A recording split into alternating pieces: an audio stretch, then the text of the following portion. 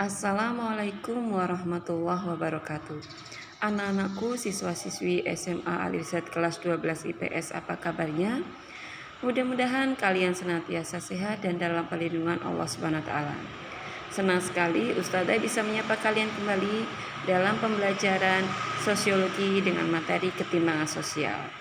Anak-anak, sebelum kita memulai pelajaran, mari bersama-sama kita berdoa, bermunajat kepada Allah SWT. Semoga pembelajaran kita pada hari ini bisa diberikan kemudahan dan kelancaran. Dan semoga pandemi ini bisa segera berlalu sehingga kita bisa melaksanakan KBM tatap muka sebagaimana biasanya. Doa dimulai. Bismillahirrahmanirrahim. Mudah-mudahan dengan bacaan basmalah tadi, pembelajaran kita pada kesempatan kali ini diberikan kemudahan dan diberikan kelancaran. Amin. Baiklah anak-anak, untuk pembelajaran kita pada hari ini kita akan belajar tentang ketimpangan sosial. Terlebih dahulu kalian perhatikan gambar berikut ini. Apakah gambar berikut ini termasuk gambar ketimpangan sosial? Bagaimana pendapat kalian?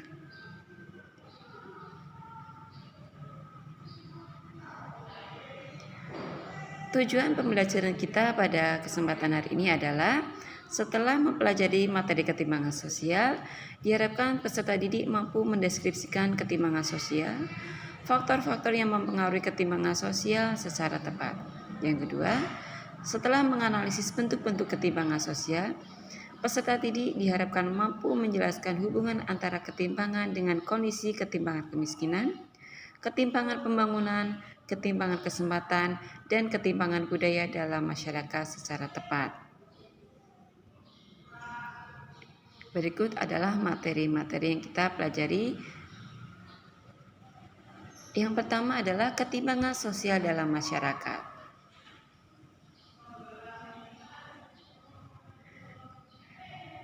Menurut pemahaman kalian, apakah yang dimaksud dengan ketimpangan sosial itu? Ya, pintar sekali. Ketimpangan sosial ini merupakan ketidakseimbangan yang terlihat jelas dengan adanya jarak atau gap di antara golongan-golongan dalam masyarakat. Kalian juga bisa memberikan definisi sendiri tentang arti atau makna dari ketimpangan sosial. Lalu faktor-faktor apa yang mempengaruhi ketimpangan sosial? Faktor-faktor yang mempengaruhi ketimpangan sosial antara lain perbedaan sumber daya alam, letak dan kondisi geografis, faktor globalisasi, kebijakan publik, perbedaan kondisi demografis, dan faktor internal individu atau kelompok. Kita akan pelajari satu persatu. Faktor yang pertama yaitu perbedaan sumber daya alam.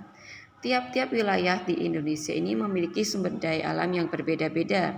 Ada yang menghasilkan sayur, ada yang menghasilkan ikan, dan ada juga menghasilkan barang tambah serta sumber daya alam lainnya. Dari sumber daya alam yang dihasilkan berbeda-beda itu akan menimbulkan berbagai ketimpangan sosial. Bisa jadi daerah penghasil A lebih kaya daripada daerah penghasil B. Kemudian faktor yang kedua yaitu faktor letak dan kondisi geografis. Dari gambar ini kita bisa melihat kondisi geografisnya. Jika berada di daerah dataran tinggi, otomatis kehidupannya akan berbeda dengan mereka yang tinggal atau berada di wilayah perkotaan. Jadi jelas terlihat adanya ketimpangan antara wilayah pedesaan dengan wilayah perkotaan dilihat dari sarana dan prasarananya. Kemudian faktor yang ketiga yaitu faktor globalisasi. Indonesia merupakan salah satu negara pencetus berdirinya ASEAN. Dari sini kemudian negara-negara ASEAN ini membentuk masyarakat ekonomi ASEAN atau MEA. Ini tujuannya adalah untuk bersama-sama agar negara-negara ASEAN itu maju dalam hal perdagangan sehingga tidak ada di antara negara-negara ASEAN itu terhambat dalam kehidupan ekonominya.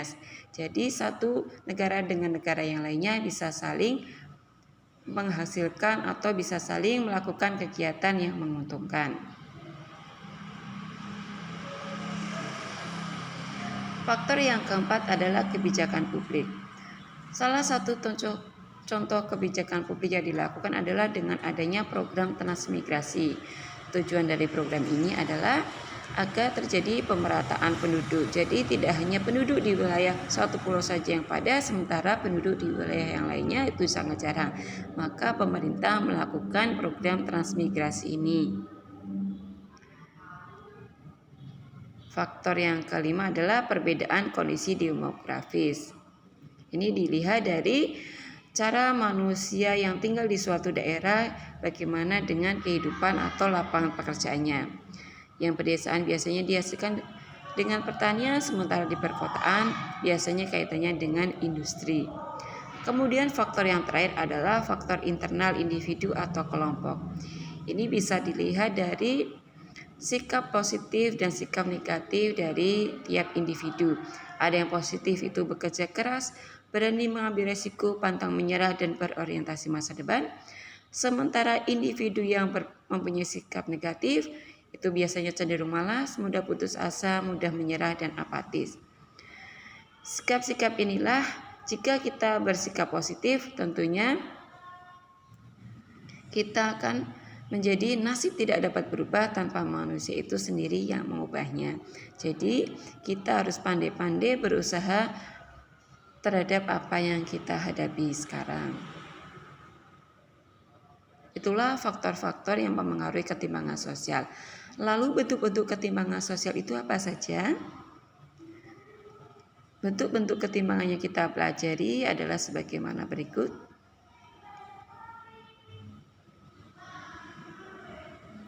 Bentuk ketimpangan yang pertama itu ketimpangan antara golongan kaya dan golongan miskin. Perhatikan kedua gambar di atas. Timbulnya ketimpangan sosial seperti gambar di atas dapat disebabkan oleh faktor pertumbuhan masyarakat menengah ke atas yang menanjak naik, adanya krisis global, rendahnya tingkat pendidikan dan mental miskin yang dimiliki masyarakat. Jadi jika kalian ingin kaya maka terus-teruslah berusaha dan jangan mudah menyerah. Ketimpangan yang kedua yaitu ketimpangan antara pemilik modal dan buruh. Mengapa ketimpangan pemilik modal dan buruh dapat terjadi? Ya, ketimpangan pemilik modal dan buruh berkaitan dengan jaminan upah yang diterima buruh. Jarak ketimpangan sosial semakin melebar ketika banyak pemilik modal tidak memberikan upah sesuai dengan standar upah yang ditetapkan pemerintah daerah. Beban pekerjaan pun tidak sebanding dengan upah yang diberikan. Itulah yang menyebabkan adanya ketimpangan pemilik modal dan buruh. Lalu ketimpangan yang ketiga adalah ketimpangan pembangunan. Ketimpangan pembangunan terjadi akibat proses pembangunan yang belum merata dan hanya berpusat di daerah-daerah tertentu.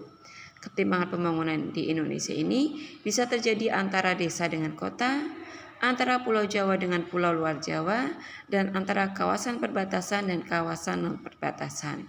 Kita bisa melihat misalnya antara Pulau Jawa dengan luar Pulau Jawa. Pulau Jawa penduduknya sangat padat. Hal itu dilihat dari pembangunan Pulau Jawa yang sudah hampir menyeluruh. Sementara luar Pulau Jawa pembangunannya dirasakan kurang merata oleh masyarakat. Maka banyak sekali penduduk yang berbondong-bondong ingin tinggal di Pulau Jawa.